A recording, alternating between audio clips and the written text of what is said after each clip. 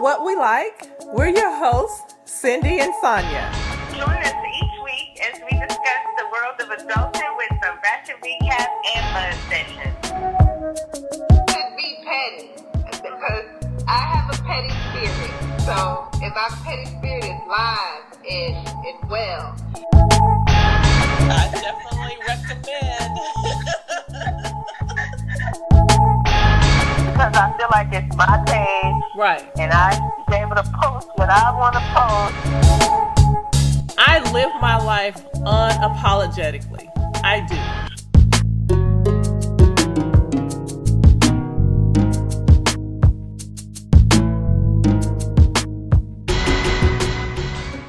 Hey, Cindy.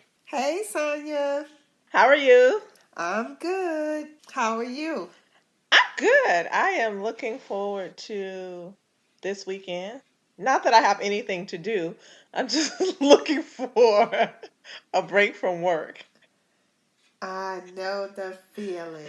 And the funny thing is, I just came off of a 4-day weekend, and I'm still, when I got to work on Monday, I was like, whew, I feel like this been a long week. I need the weekend. Already, right? I know. And tomorrow is my Friday because I'm taking Ooh. Friday off. But again, I really don't have anything going on. Just taking a little break. So I am definitely looking forward to that. Yes, I know. 3-day weekends and 4-day weekends are really good, especially if you're not going anywhere. Like you just getting some extra time to do little stuff at home that you don't get to do or whatever. I like me a good 3-4 day weekend. Yeah, if I could do a 4-day week, I would do that. I would jump at the opportunity to do Yes. that. But that's not on the table right now, so I have to deal with I would too. being at work Monday through Friday. But anywho, let's jump into some car chatter. Yes, okay, let's do it. What we got this week? Did you see yesterday about the celebrities and businessmen? Yes. Yes. That's what we're doing now. I'm not going to even say that's what we're doing now because I'm sure they've been doing that for a very long time. Yes. But and the messiness of it all. What's really sad about that is a lot of minorities base themselves on going to like Harvard and Georgetown, like the big schools, and they think, wow, I'm not good enough to get in, and all of these white kids are able to get in when, really, we don't know. Some of them are probably paying to get in and, sliding 20s in applications. Yes. And I was listening to this show today, and this guy was saying that he called in and it was a white guy. And he said that people were telling him that pretty much that's the way to do it. Like you send your application and then you mail a check to a coach or, to the tennis coach or the golf coach or, to the teams that don't generate a lot of money. You mail those coaches money and it's almost a given that your child will get on the team. And they'll never play. They won't even be on the roster or whatever. They just, get in. And that's how they get in. That was in the reports. They said that this is not something new. It didn't just start happening. It was very extensive and it has been going on for a very long time. And it was a total of 50 warrants were issued. Right. And 33 of those were parents. And one was, they call her Aunt Becky. Was it Full House from back in the day? Yeah. From one was from Full House and one was from Desperate Housewives. So I was like, okay, that's crazy. But see, this is what you get. So we don't have to try to fashion ourselves after them and thinking that it's an accomplishment to get in these schools because these kids are going and they're not, a lot of them are probably not qualified to be there or not doing the hard work it takes to get there legitimately. Right. And what's really sad about that, like 2 years ago, it was this lady who they arrested and sent to jail because she lied on a school application and said she lived in one district and she really lived in another district, just because the district that she lived in, the schools were really, poor.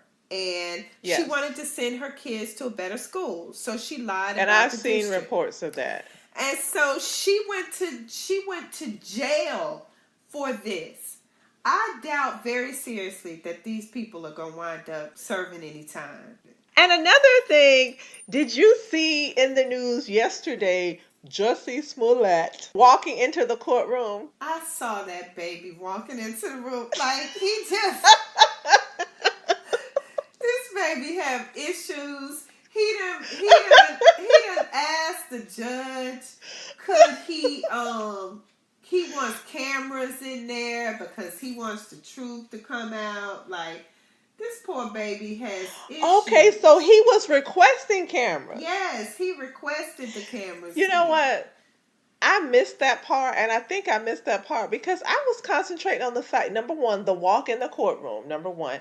And number two, the fact that it said his presence was not required. Right. But he chose to show up. He chose to come. Really? He chose to come, and he requested for the whole trial that he wants cameras in the courtroom because he wants the truth to come out and he wants it to be on camera.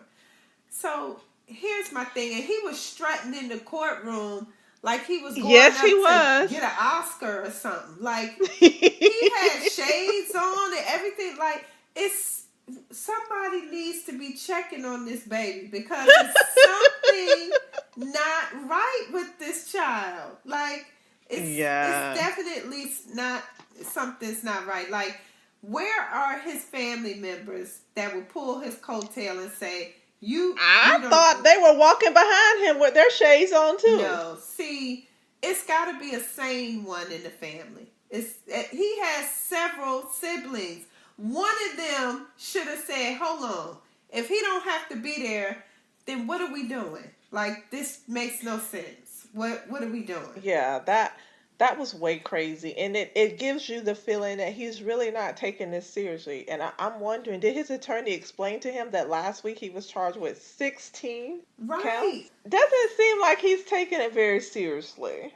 This is serious, sweetness. Like, some of them want to be relevant and they'll take that any way they can get it. You are kissing your career bye-bye. That's what you're doing. One more thing in car chatter is, I know you are not a sports fan. Well, you do like basketball, right? I do. Okay. Not that this is about the game itself, but this is about Russell Westbrook's interaction with a fan the other night. And it was all over social media today, I think yesterday, about him. And I think that the thing that was getting a lot of attention was him calling out the wife. Did you see that report? Okay, see, I only saw like the headline and never got to read the full story. So I just got the gist of it. Was it that a fan shouting something, or it was a Twitter beef? Well, the fan basically said, or the story is that the fan said, "Get down on your knees like you used to," or like something along those lines. And then Russell went back at him and said, I will fuck you up. Like, don't go there with me. And apparently the wife said something and he said, I'll fuck both of y'all up.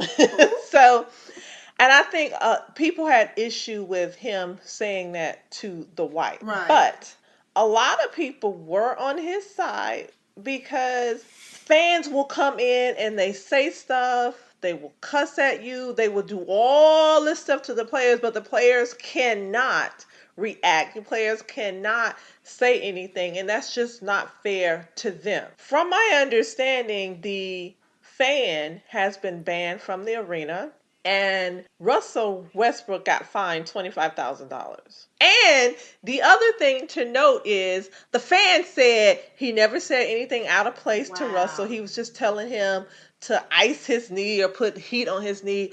But reports went back. He has deleted the majority of his tweets, but you know that stuff never goes away. So it's coming out the things that he has actually tweeted in the past. He's called somebody the N word.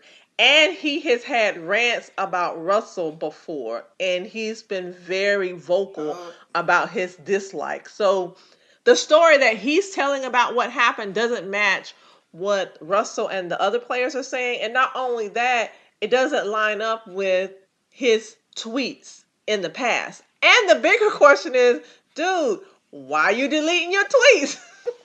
Right, right. And see, for me, I'm one who says we have to remember that these players are people. They're people. And so just because they don't play like you want them to, or they don't make the basket or the touchdown, or they foul or whatever, you don't get to talk to them talk to them any kind of way just because they're players. They're people. They're playing a game, but they're people. And so, yeah, maybe he shouldn't have popped off at her because she was a woman.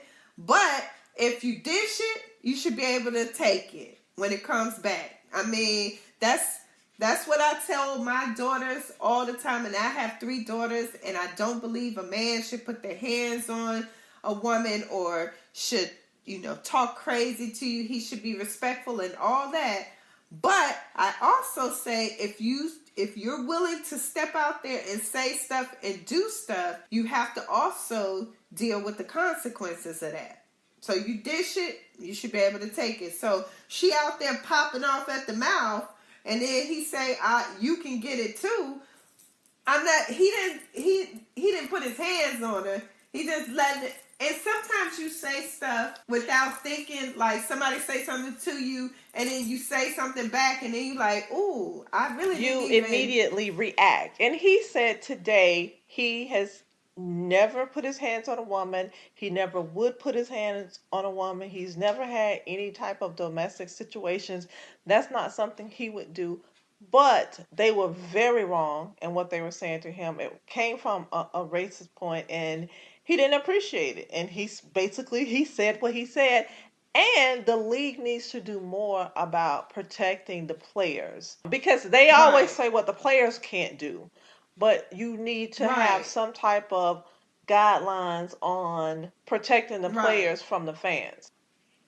Okay, well, that's going to wrap up our car chatter for the week, and we will go into this week's conversation, and we will talk about not R. Kelly per se, but let's talk about the 2 young ladies that is living with him, or should I say his girlfriend? They're living with him, but they did say they were in a relationship. They did say that. So we have a clip from Gayle King's interview with Azriel and Jocelyn. So we're going to play that clip and we'll talk about that. What is your relationship, both of you, with R. Kelly? We're with him. That's our relationship. We're with him. Yeah, that's what it is. And we're in a relationship with him. Right. You just said it. A very strong relationship as both well. Both of you? Yes, most definitely. How do we say this without being inappropriate? Is this a 3-way relationship, or do you each have a separate relationship with him? How does this work? Well, both I'm curious. Yeah. We both have our individual relationships with him, and we all are family all together. We have our moments where we sit and watch movies all together. We go to amusement parks all together. I'm not talking about Azriel going to movies and sitting watching, going to parks.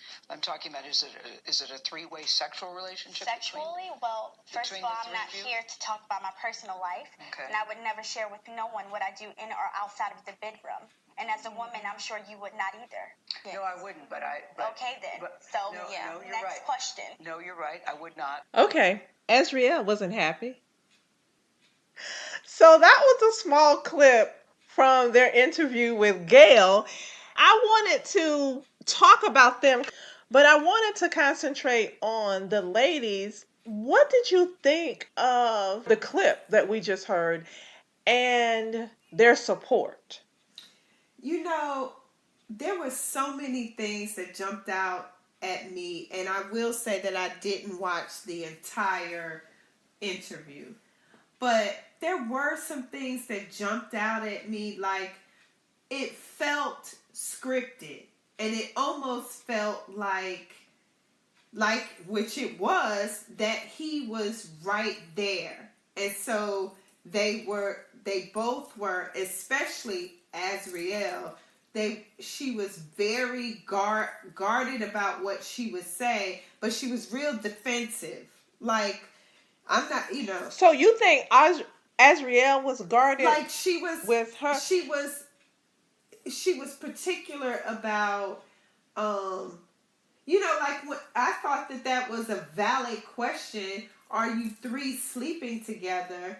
I thought that was a valid question, because you come on TV to talk about your relationship with R. Kelly, and you sitting with another female who has a relationship with him too. One would want to know, are y'all three sleeping together, or is it like some sister wife situation where he go to you on Mondays and Wednesdays and her Tuesday and Thursdays?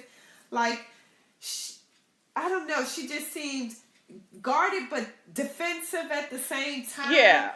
For me, like, I didn't think that she came across as guarded. I feel like, and I didn't see the entire interview either, but the clips that I've seen, I feel like Jocelyn is more guarded and doesn't say as much.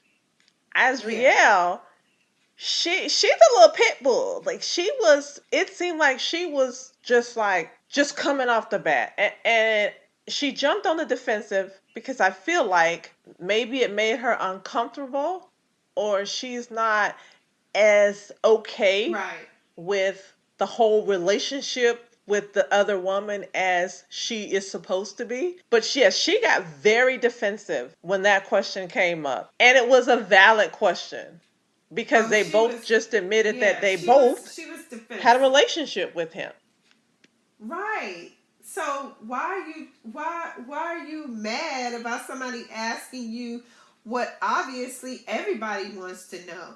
And then when they were blaming everything on their parents, now I will say that I felt some kind of way about how the parents during the documentary, how the parents explained how they, to me, knowing what R. Kelly's past was, how they kind of just handed their children over to him because he was going to make their career or whatever. That, to me, that was kind of out of line for me. But do I think that it was to the extent of what she was saying that her parents did? They did this for money, blah, blah, blah, and they're still doing things for money and all that. I don't know if I believe that part. Like, I do think their parents were very naive in the beginning, especially, I can't remember which one it was that he met when he was 13, and I think it was Azriel, and they found out later that they were having sex. I think that was her. I think he met Azriel. I think she may have been 16, 17 when he met her. But I think her parents also did an interview with Gayle. But I saw a clip on that one as well. And Mom says we let her go meet with him or go travel with him on her own. They met all of the people in R. Kelly's camp, which the majority of them were women. And they felt comfortable and they felt secure that she was going to be okay because they had interacted with the people, they had met the people, so they felt like it was going to be okay. And then that's when they started letting her travel with him without them. Now, which parents were they? Were they the ones Azriel's parents banging? Okay, was Azriel's parents the one at the end of the documentary were banging on, throwing rocks at the window and that kind of thing? Okay. So they were the ones who took her to Yes, the they concert. took her to the concert. And they're also the ones that said when that first day that she met him at the hotel that they didn't know about, and she was still underage at the time, they said after the fact they found text messages where it said that they had had sex. So in my mind, I'm wondering, well, if mom and dad had text messages that said they had sex while she was 17, why didn't they go to the authorities with that? Right. And in the documentary, I'm almost sure that they said she was younger than 17 when she met him at that hotel room. I'm pretty sure she was younger than 17 when she met him at that hotel room. And they even said in the documentary that when she met him in the hotel room, and then they found out that she didn't go to school that day, and they went to the hotel room and she was there, that was the first time that they had had sex, because they later saw text messages where she referenced that, that particular time. And see, and that's what I'm talking about. So I was a little bit confused why mom and dad didn't take that to the authorities. I don't know. The whole situation seems like it's just like, I can't understand people who are saying that these girls, even though they're in their 20s now, that it's not some type of cult attitude or brainwashing or something, because just their mannerism alone, if they were free to come and go as they please, what would cause them not to meet up with their families? If when they first left and went to R. Kelly, they weren't in a bad place with their family. It wasn't like they were being abused or anything like that. So why wouldn't they want to meet up with their families? I think they are free to come and go as they please. I believe that they are. I feel I don't know. You know why I don't believe that?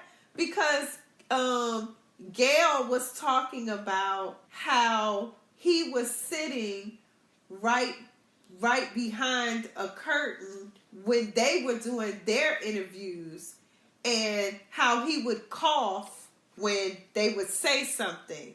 And he even came out and asked her, do I need to shut this interview down? And I get that, but the reason I say I think that they are free to come and go, and maybe not all the time, but I don't think that they are locked in a house or chained in a room. I don't think that they're held hostage in that respect.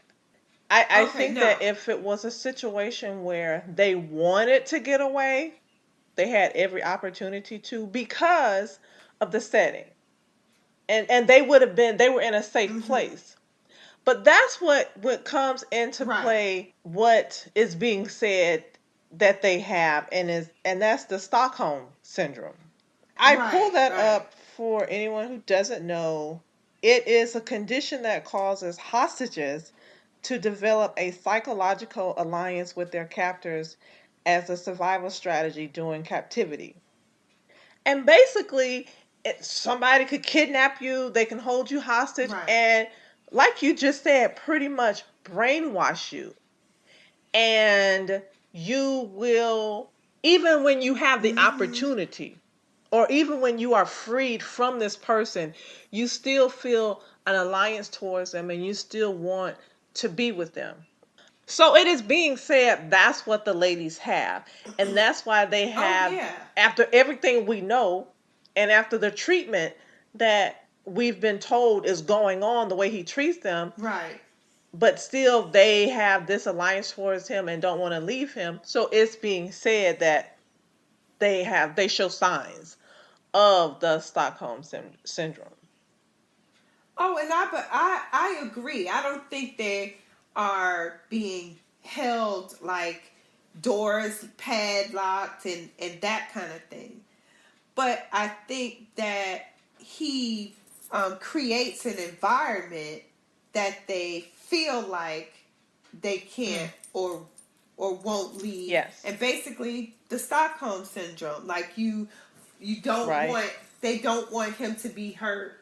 They don't want the truth to come out, so they don't want to be around their parents because they probably feel like they may say or do something that would lead to some harm being done to him going to jail or whatever. So they don't want to be around other people. Because that's what happens with people in cults and stuff like that. They separate themselves from their families. They don't want to say the wrong thing or do the wrong thing, and then something happens within the cult. Right. I have the other question, and I am in no way defending, nor would I ever defend anything that this man has ever done. When I think about the fact that if you look at the women that are with him, right. He tried to be right on that borderline where I guess he felt like he couldn't get into any legal trouble. Right. But the older women that went to him, and I feel like they were brainwashed, I come back to, is that a crime? Right. Because I don't know. Right. Well, I had this discussion with somebody. Is mental abuse a crime? Or, like you just said, is that a crime? Is that something you can go to jail for? It's definitely immoral, but is it a crime? So did he do something wrong with the older women? I feel like, yes, he did something wrong. Now, something morally wrong or legally wrong? See, and that's just it. I feel like it's morally wrong, but I don't know if it's legally wrong. Like, this conversation got so deep with my son-in-law and daughter that, my daughter's in law school and we were trying to figure it out. Okay, and, law school need to get the answer to this question for us. Yes. So we were like really trying to figure that out because, he's done so many other things that he could get charged for. Yeah, so now he definitely will. Hopefully he will. And that will be over. And they will be reunited with their families, or they would be taken to a place where they can get some help and be deprogrammed. But I was just wondering, and I wish if somebody knows, email us and let us know. If he's dealing with women that are over, and I don't even want to know, because see, that I don't even want to go to him anymore. I'm just going to speak general now. If there's a situation where somebody is being manipulated, and the reason I don't want to speak on him because I don't want it to come across that I am justifying the behavior, because I'm not. But generally speaking, because manipulation comes in all forms. Forms. So I'm thinking or wondering, generally speaking, if somebody is manipulating somebody to the fact where they are brainwashed and they're showing cult-like behavior, are there legal ramifications to that? Law school need to get on that for us. Yeah, I'm going to have to talk to law school and tell her because I want to know. That's a good question. Yeah. And you're right. We just kept saying that to each other, like not that we are defending him, but just in general, is it just a moral issue or is it a legal issue too? Because physical abuse, we know right off the gate, that's a moral and a legal. But with emotions, can a wife take a husband to court or have a case if she says he was just mentally abusive? Like, would I have a case for something like that? Because I feel like that's what these two girls are dealing with. Some sort of mental abuse. I agree. And I think that everybody looking in can't fathom how they could stay with him and can't understand if they were free to come and do an interview, why not run, yell, scream, get me away from this crazy person. Well, I believe that they believe that that is truly where they want to be, and he is truly Right. good to them. Oh yeah. And I believe that came from being Right. brainwashed. And that shows you the different levels of people because, as we saw from the documentary, there were girls that were there. And once they saw that behavior, they Right. were out. Right. But it's just some people aren't as mentally strong as others. And there were some that he was able to bring in, and they just could not Right. get away. And family could not get them And away. you know, the other side of this is, as a parent, like I just, that would just, or even just my family member knowing that they're in this situation and there's really nothing I can do because they're not a minor. I Nothing at can't all. just bust up in his place. Although, I don't know if I wouldn't have to get some of my crazy family members to just, we go storm the place and kidnap my baby and, Especially these girls whose fathers are in their life. Like, and it's been said throughout the years that they may have talked or known where they were. Like, okay, why are these men not physically going and getting their child? Pretty much like the one lady did. I think she may have been from Chicago. I'm not sure. She went and got her baby. Right. And her daughter left and went back. After she got her, she went back and then she came back, she came back home for good. But I just, and you can't say what you would do, but I feel like I would make every effort to physically go get my baby. Like, especially, this has been going on for some years, especially when they were young. Right. I wouldn't be the one that's on TV doing all these press conferences like Mr. Savage. I would be there. I would be going there. I would be waiting outside of a house or hotel waiting for him. And okay, you're going to take me to get my Right. daughter. And I'm going to get all my peoples with me. So we're going to be numbered down just like you Right. numbered down. Yeah, I don't know. Just like, I had a lot of questions about their situation. Like, in the beginning, we all knew about R. Kelly. And so just the mere fact that they let the girls go with, like, your girls go And with part him. of me feels like they were okay with it because, everybody thinks that they are the exception to the rule and they are invincible. I can see some of these people thinking, "Oh yeah, we gonna move through this situation and see," because it's stardom, it's money, and Right. the Azriel's parents. This was like 5 years ago, maybe 6 years ago.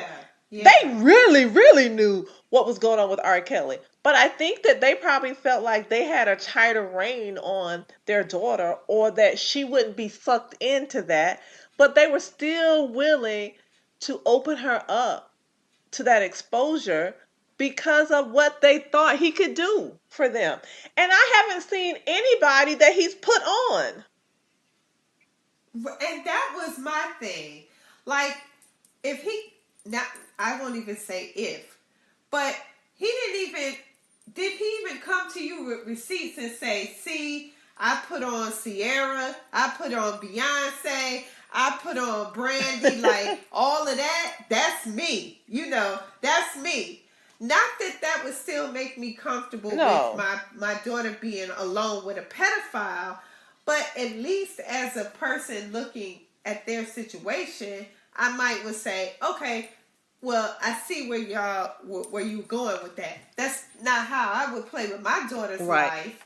And not to I can see parent blame, but for Azriel's parents to say that they got to a point where they were comfortable with his camp, that they allowed their 16, 17-year-old daughter to travel with them, without them, it's questionable for me. It's really questionable because he, his camp was around, or if it's not the same Right. camp, it was a camp, was around when he married Aaliyah. Right. So, and I'm not entrusting that because we all know how people act around celebrities.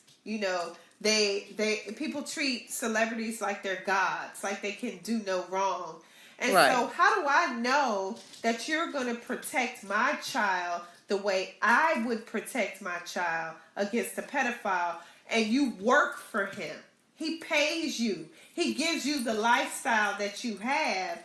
And how do I know if he comes in and say, hey, I want to sleep with Azriel, then you're going to stand up against your boss for my child? No. Well, the thing with that is it makes you wonder if some of the parents didn't have visions of being in the limelight and having some of that over, because I don't understand what other reason they would let that happen. Yeah, and like you said, I'm not parent blaming or whatever. It's not a situation. That's not how I would handle the situation. But it also leaves a lot of questions that it's not like we didn't know things about R. Kelly. We all knew stuff that was happening. And I was telling my sister today, I was like, we all knew about R. Kelly. And we got a lot of folks who out here, saying he didn't do it, or blaming it on the girls, or blaming it all on the parents. We need to stop holding people up just because they black and acting like this. Just because you black, you can't do anything wrong. It's black people who do stuff wrong too. Definitely. We need to uphold that R. Kelly is a pedophile. We need to admit that OJ killed them people. Like, we need to come on with it and just understand it. Let it go. Like, but you know what? That made me think about, when you said that, I forgot we have another source of reference. Oh. Ask that question to the grumpy lawyer. I will. Ask the grumpy lawyer our legal question. I will. Okay. I forgot all about that. I did too until you brought it up. Yeah, but make sure you ask that question to law student and the grumpy lawyer and see what we get on that. And maybe, okay, so the next episode on Car Chatter, I'll slip that in and let everybody know what the answer to that is. Okay. Is it a moral or legal issue? Yeah, because I've been wondering that. I've been wondering that, and I would really like to know. My thoughts and prayers are with both Azriel and Jocelyn. The two ladies, more so than their families or whatever, but the two ladies, because I feel like they are completely dependent on him. And it makes you wonder, and I'm not going to say if, I'm going to say when he goes to prison, what's going to happen to them? Because I don't know that they're in a place where they can return home, not in their current state. So I would say my thoughts and prayers are with them, and when he is taken away, that they will get the help that they need. Absolutely. Same here. Yes. And now we're going to go into our Ratchet recap, and we're going to talk about our good old friends from the A, Housewives of Atlanta.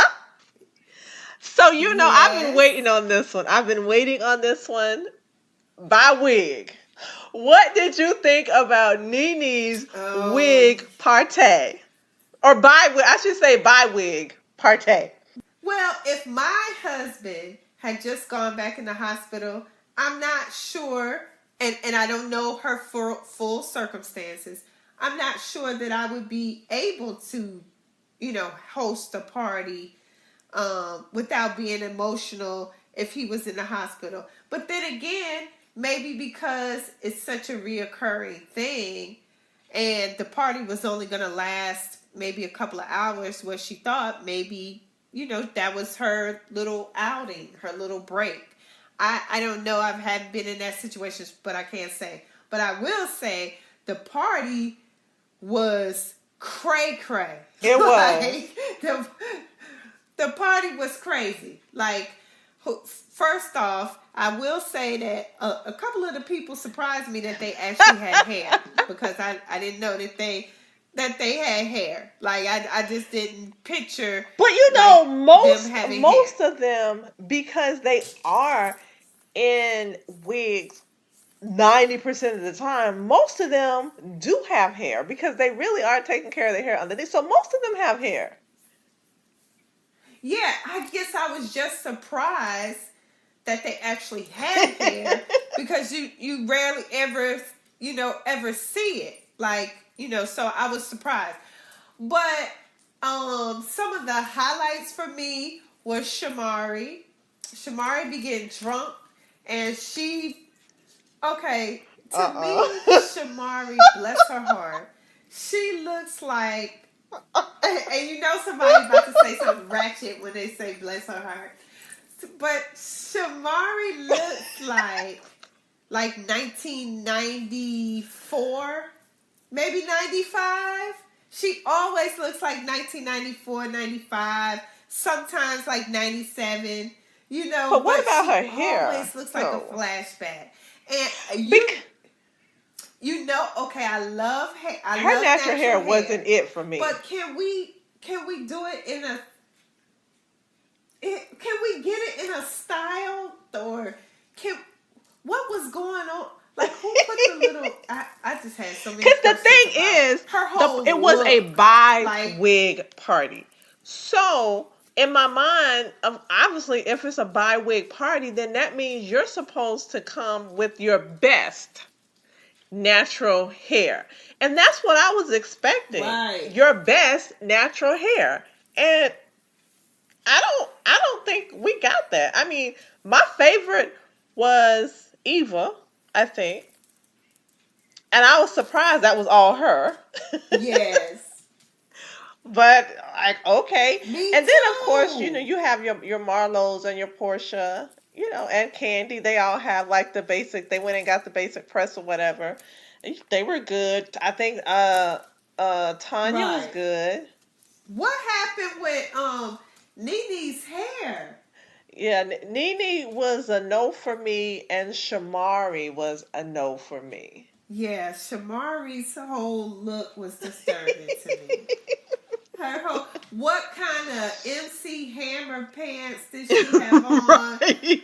Like, her whole look was a flashback to me. But when she got drunk and was patting on Tanya's vagina, and then she had her mouth all up on Eva's breast, I'm like, girl, you get real freaky when you get drunk. Like, yeah, I'm gonna need you to know what your limit is and do one drink less.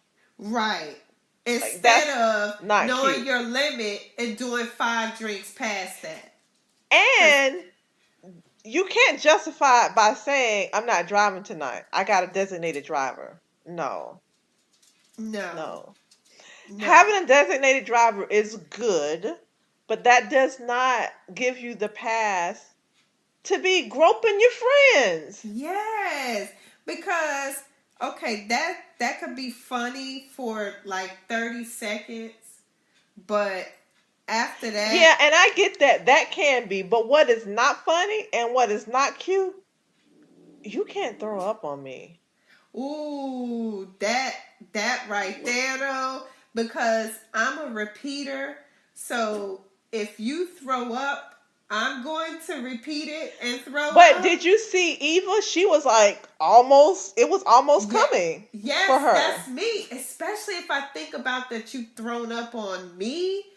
Oh, that would have taken me to a different And like, place. You my girl and everything, but we not, it's not like you my child or my man. Right. And that would still be difficult. Right, you're not even my best bud. Like, Right. we just co-workers, basically. So, but the whole party, like, I didn't understand where NeNe was coming from when Marlo first walked in. And I'm not a fan of Marlo's. Okay, why But was she calling Marlo, what's she call her? Marlo, Baldy? Why was she calling her Baldy? I don't know. But I was like, what is it with Marlo? Why? I mean, to me, I felt like Marlo was being a real friend.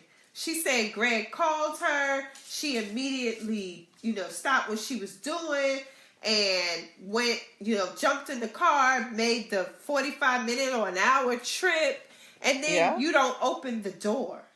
Right. Like, you And let then me she come. got on Marlo for being late, and Marlo was like, NeNe, I dropped everything and came yesterday, so I left my hair appointment, or I missed my hair appointment, so I was like a walk-in today, and I was coming because you didn't want to. Like, and Marlo was getting emotional because she felt like you're my sister and I love you and I was truly concerned about you. And Greg said you were kind of having a mental break, and I get here, you don't answer the door. All kind of thoughts are going through my head because people are doing all kind of things when they reach their Right. limit. She was like, I didn't know what frame of mind you were in. Right.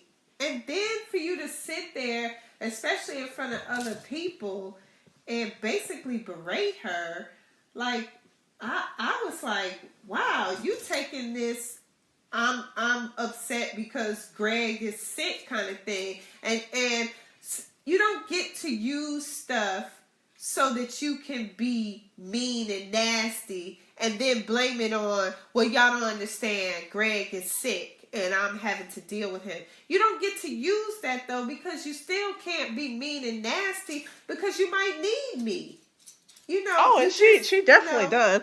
I have to insert because we were talking about Marlo. I saw on social media this week she lost her brother. Rest in peace and condolences to them. And I thought about that when we were talking about Marlo. But let's go to Eva's face when NeNe grabbed the cameraman. I know. Yes. It was crazy. So the thing is, and NeNe, which we had already surmised, everybody knew what was going on. Everybody knew. And NeNe said normally she would have, the crew would have full access to her house. But I guess because of Greg coming home and then, out of nowhere, he had to end up going directly back to the hospital. And it was just a lot going on. This particular time, she said, my bedroom, the master bedroom, is going to be off limits. Right. So they talked her into letting a couple of the girls come up, but they knew that the closet was supposed to be off limits because I had said it did. She didn't want the ladies in there, but she didn't go ballistic when they went in there. She went ballistic when the camera guy was going in there. Right. But then there ended up being this big mess about, did she touch Portia? She ripped Portia's belt off, or there was something going on with that because in the last episode, I guess it was the last episode, they started talking about the belt, and then Portia was like, I don't want to talk about that. Yeah, I want to know the backdrop on that, because it seemed like she was just really upset about the cameraman. Yes. Because when Candy went back there first, she didn't get up, or she just kept saying stuff like, y'all need to come out of my closet, or y'all, how you do when somebody do something. I mean, I do my daughters like that. Like, don't go in my closet, don't take nothing out of there. And then they go in there because I'm knowing that they're going to go. I'm just like, come out of my closet, get out of there, whatever. And she seemed like she was in that kind of mood. She still was in good spirits. She still was, like, y'all don't go in my closet, whatever. But as soon as that cameraman headed that way, she snapped. Was it. She did. Yes, she did. She snapped. Now, I saw her IG live yesterday. So I guess they filmed the reunion, and I'm assuming that's coming maybe in the next couple weeks. But she mad with everybody. With everybody. And if you read the comments, people were saying exactly what I was thinking. Yep. Like at some point, you have to think to yourself, is it all me? the time. Right. Is it me? Because I'm always mad at somebody, at least 2 or 3 people in the group. I'm always beefing with. I'm mad at people more than I'm getting along with people.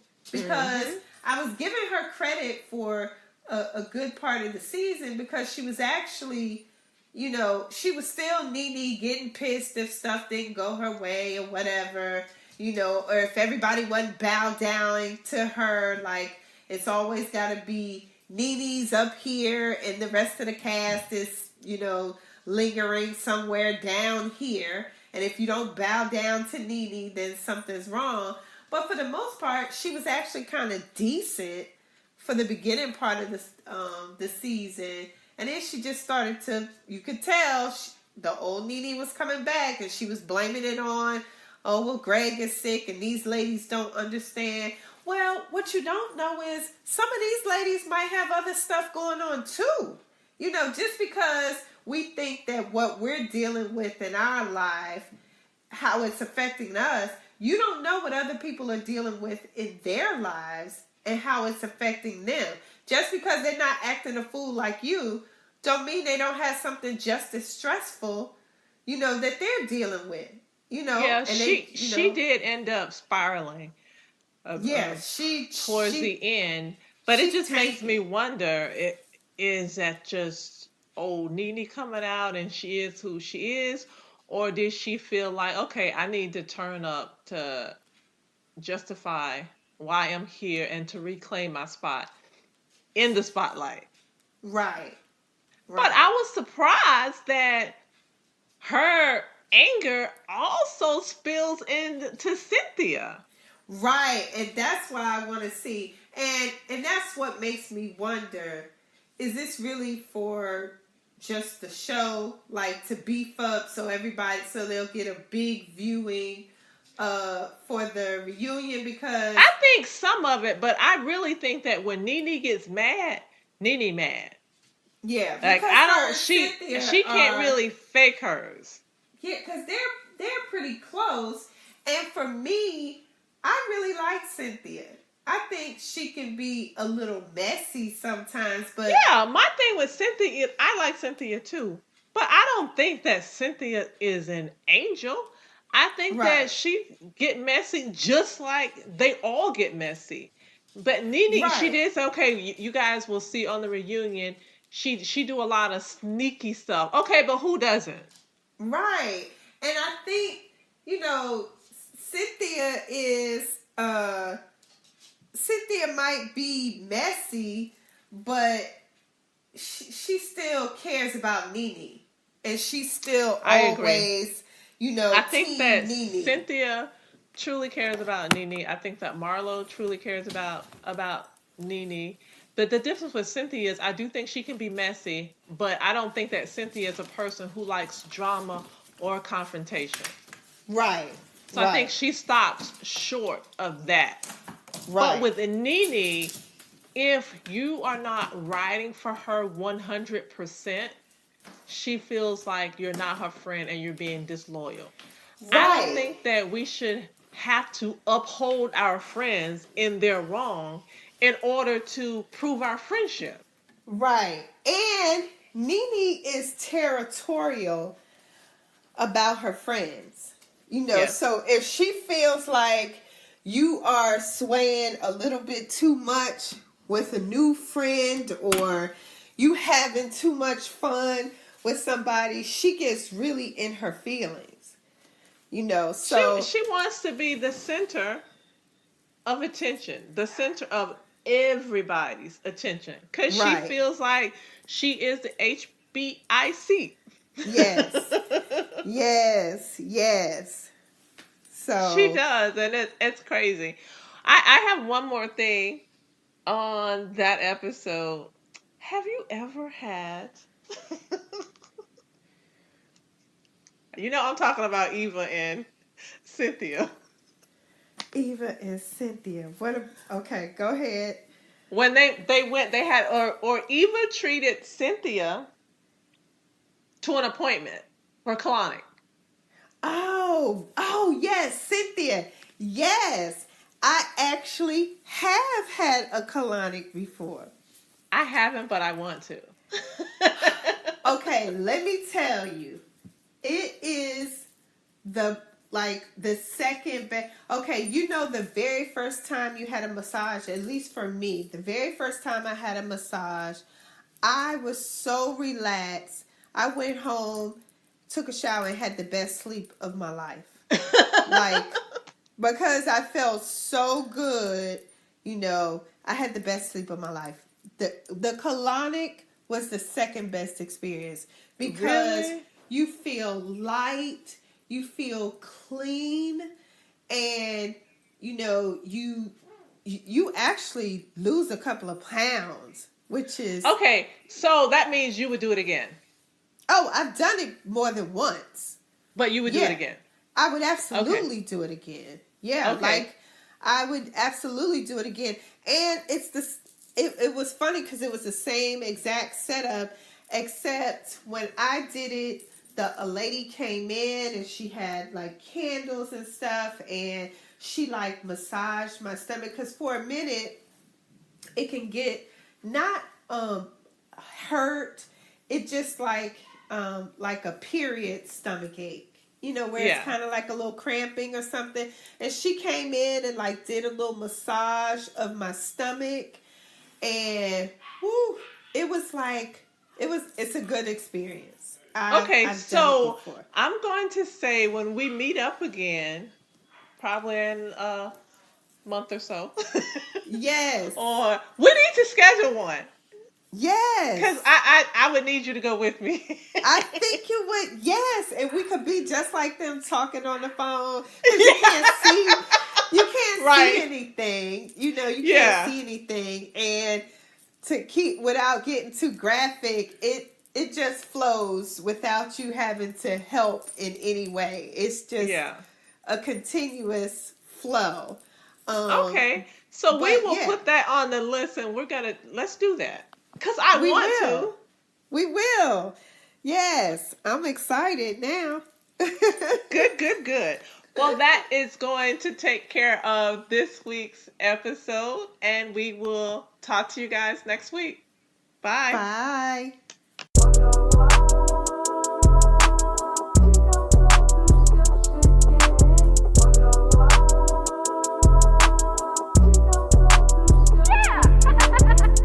If you would like to share your comments or let us know what you think about the episode, please email us at whawelikeinc@gmail.com. You can also follow us on Facebook, Instagram, and Twitter at What We Like. Make sure that you guys are doing what you like this week. Because we'll definitely be doing what we like. Bye. Bye.